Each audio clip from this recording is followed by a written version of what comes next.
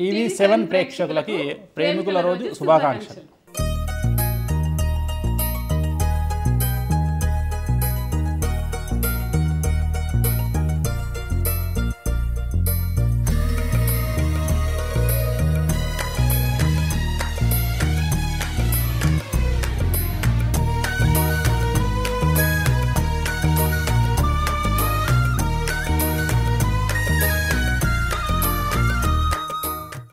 ఏమంటే ఈరోజు ఈ ప్రేమికుల రోజు గురించి మీ ముందు మేము మాట్లాడడానికి ఎందుకు వచ్చామంటే మాది కూడా లవ్ మ్యారేజే కాబట్టి ఫస్ట్ మీకు తెలుసు కదా నేను యాంకర్ని, నేను ఎప్పుడు లొడలొడలా ఆగేస్తుంటాను.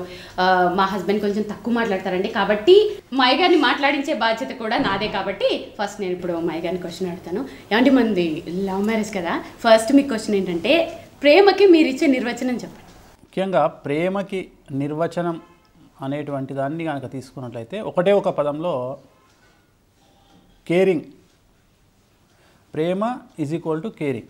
ఈ రెండు సమాంతరంగా ఉండేటువంటి ఒక పర్యాయ పదాలు. ప్రేమకి నిర్వచనం కనుక మనం ఖచ్చితంగా చెప్పాలంటే కేరింగ్ అనేటువంటిది మాత్రమే ప్రేమకి పూర్తి నిర్వచనంగా మనం అనుకుంటే బాగుంటుంది. మనది లవ్ మ్యారేజ్ అని చెప్పాం కదా, సో మన లవ్ ఎక్కడ స్టార్ట్ అయింది ఏంటనే పాపం చాలా తెలుసుకోవాలని చాలామంది అనుకుంటున్నారు.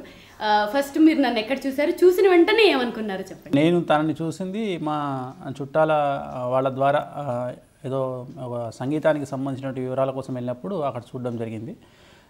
చూసినప్పుడు ఏంటంటే ఇంకా జీవితంలో ఫస్ట్ అనుకుంది ఏంటంటే ఇలాంటి అమ్మాయిని పెళ్లి చేసుకుంటే బాగుంటుంది అని చెప్పేసి ఆ క్షణమే డిసైడ్ అవ్వడం జరిగింది. అప్పుడు అందంగా ఉన్నాను అనుకున్నారా? అప్పుడు అందము అవన్నీ ఆలోచించేటువంటి పరిస్థితి లేదు. అది ఒక రకమైనటువంటి డిఫరెంట్ సిచ్యువేషన్. అంటే ఆ అందము, క్యాలిక్యులేషన్, మళ్ళీ అవన్నీ ఆలోచించినప్పుడు ఏమొస్తుంది అంటే క్యాలిక్యులేటెడ్ లవ్ అవుతుంది, జనరల్ లవ్ కాదు, అది ఒరిజినల్ కాదు. అంతే, అది భగవంతుడి నిర్ణయం. ఆ క్షణంలో అనిపించింది ఖచ్చితంగా చేసుకుంటే ఈ అమ్మాయిని పెళ్లి చేసుకోవాలనిపించింది. అదే నిర్ణయం ప్రకారం కట్టుబడి ఉండి దానికి తగ్గట్టుగానే మామూలుగా నేను ఐ లవ్ యూ అని కూడా చెప్పలేదు తనకు. ఐ లవ్ యూ కాకుండా నేను నిన్ను పెళ్లి చేసుకుంటానని చెప్పానండి. మాది ఆ డిసిషన్ అయిపోయిన తర్వాత ప్రేమ స్టార్ట్ అయింది. అవునండి. అంటే మీకు తెలుసు కదండి, కామన్గా ఇప్పుడు అందమైన అమ్మాయిలు ఏమన్నా కాలనీలో ఉంటే ఎంతమంది వెనకాల పడతారు. అఫ్ కోర్స్ లవ్ కని కొంతమంది, పెళ్లి కని కొంతమంది. అప్పుడు నాకు కూడా అక్కడ ఫాలోయింగ్ బాగుండేది. కానీ తనలో ఏంటంటే ఒక మెచ్యూరిటీ. తను చెప్పినట్లు ఈ ఐ లవ్ యూ అనడం, పార్కులు వెంట తిరగడం ఇదంతా కాదు. డైరెక్ట్గా ఇప్పుడు ప్రేమించారు అంటే ఇష్టపడ్డాం. మా దృష్టిలో ప్రేమించడం అంటే ఇష్టపడ్డాం. సో వెంటనే డైరెక్ట్గా పెళ్లి చేసుకుంటామని చెప్పారు. ఆ ప్రపోజల్ కూడా ఎలా అంటే పెద్ద పెద్ద గిఫ్ట్లు ఇచ్చేసి అట్రాక్ట్ చేసేసి కాదండి. చాలా చిన్న చాక్లెట్ బాక్సు, ఒక పర్ఫ్యూమ్ డబ్బా, అంతే. అవి ఇచ్చి ఆ చాక్లెట్ పర్ఫ్యూమ్ డబ్బా మీద ర్యాపింగ్ అనమాట, లవ్ సింబల్స్. అది కూడా ఇవ్వకపోతే కన్జ్యూస్ అనుకుంటుంది అనే ఉద్దేశంతో ఇవ్వడమే తప్ప అది ఇవ్వాలనే సెంటిమెంట్ కూడా లేదు. ఏదో ఇచ్చిన ఏదో కాజ్ కావాలి కాబట్టి అదొక కాజ్. ఇంకోటి ఏంటి, డైరెక్ట్గా చెప్తే అప్పట్లో ఎలా రియాక్ట్ అవుతావో తెలియదు కదా. సో అందుకని ఇండైరెక్ట్గా కొంచెం లవ్ సింబల్స్ పెట్టి తెలివిగా ఇచ్చారు కదా. అప్పుడు నేను కూడా మీకు తగ్గట్టుగా తెలివిగా రియాక్ట్ అయ్యాను. ఎలాగ చెప్పండి వాళ్ళకి. నేను ఎన్నిసార్లు అడిగినా కానీ ఆ కవర్ చూడనట్టుగా, అసలు ఆ సింబల్ అంటే ఏందో తనకు తెలియనట్టుగానే నా దగ్గర రియాక్ట్ అవ్వడం జరిగింది. ఆడపిల్లలు అంటే అలాగే బిల్డప్లు ఇస్తారు, వెంటనే చెప్పేస్తారా ఏంటి. సో వెంటనే ఫోన్ చేశారండి. ఫోన్ చేసిన తర్వాత తను చాలా మెచ్యూర్డ్గా మాట్లాడారు. ఫస్ట్ ఆఫ్ ఆల్ ఎంత మెచ్యూర్డ్గా అంటే వర్డ్స్ నాకు ఇప్పటికీ గుర్తులేవండి. అది ఎప్పుడు బాధపడుతూ ఉంటాను, కానీ ఆ మీనింగ్ మాత్రం నాకు ఇప్పటికీ గుర్తుంది.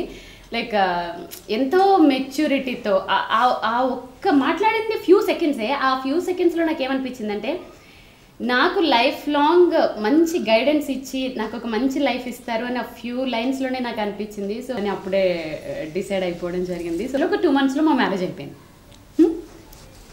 సో ఆ తర్వాత పెళ్లి చేసుకున్న తర్వాత నన్ను ఎలా చూసుకోవాలనుకున్నారు? ఆఫ్ కోర్స్ చెప్పండి. పెళ్లి చేసుకున్న తర్వాత అంటే లవ్, ఇప్పుడు ఫస్ట్ క్వశ్చన్ లవ్ అనేటువంటిది ప్రేమ అంటే నిర్వచనం ఏంది అంటే దాంట్లోనే ఉంది. ప్రేమ అనేటువంటి నిర్వచనంలో ఉండే అర్థం ఏంటంటే జీవితాంతం కేరింగ్గా ఉండడమే ప్రేమ అనేటువంటి నిర్వచనం. ఉదాహరణ, ఒక తండ్రి ఏమనుకుంటాడు, తన బిడ్డను బాగా చూసుకోవాలి, తను కోరుకునే అన్నీ ఇవ్వాలనుకుంటాడు. అట్లనే ఒక భర్త ఏమనుకుంటాడు, తన భార్యకు అన్నీ ఇవ్వాలి అనుకుంటాడు. ఈ సమాజంలో ఉండే విలాసాలు కావచ్చును ప్రతి ఒక్కటి తను కష్టపడకుండా చూసుకోవాలనేటువంటి ఉద్దేశం ఉంటుంది. ఆ ఉద్దేశమే కంటిన్యూ అవుతా అదే సక్సెస్కి మూల కారణం అవుతుంది. ఒక భర్త ఒక భార్యని తన భార్యని బాగా చూసుకోవాలి అనేటువంటి ఇంటెన్షన్లో నుండి పుట్టేదే ప్రేమ. అదే జీవితాంతం సుఖంగా ఉండేటట్టుగా వాళ్ళు కష్టపడి పైకి వచ్చే విధంగా వాళ్ళకు ఆ కోరికను పెంచేదే ఈ ప్రేమ, ఆ కోరిక. ఆ రెండిటి వల్ల ఇంకా వివాహం తర్వాత కంటిన్యూ అవుతూ ఆ సక్సెస్ అనేటువంటిది ఆ ప్రేమ ద్వారా లేదా ఆ మంచిగా తనని మంచిగా చూసుకోవాలి, తనకు అన్నీ ఇవ్వాలి అనేటువంటి కోరిక ద్వారా ఆ సక్సెస్ రేట్ అనేది పెరుగుతూ వస్తుంది.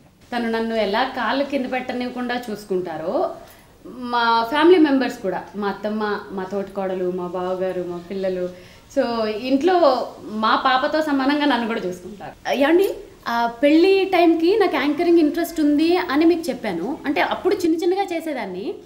ఆ తర్వాత మిమ్మల్ని నేను అడిగినప్పుడు ఏమనుకున్నారు ఫస్ట్?